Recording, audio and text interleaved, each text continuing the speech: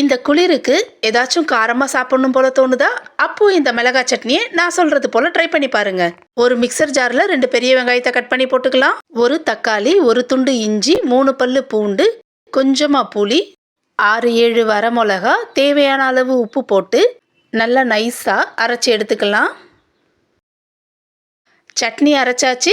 இப்போ இதை தாளிக்கிறதுக்கு ஒரு வாணல்ல நல்லெண்ணெய் ஊற்றிக்கலாம். எண்ணெய் காஞ்சதும் இதில் கடுகு உளுந்து, கொஞ்சமாக பெருங்காயத்தூள், ஒரு கொத்து கருவேப்பிலை போட்டுக்கலாம்.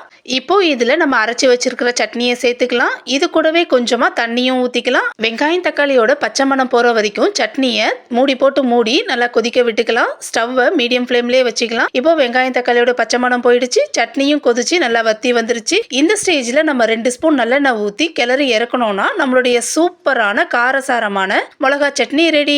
டேஸ்ட் ரொம்ப நல்லா இருக்கும். நீங்களும் ட்ரை பண்ணி பாருங்க. எப்படி இருந்துச்சுன்னு கமெண்ட் பண்ணுங்க. By from Lachu vlogs.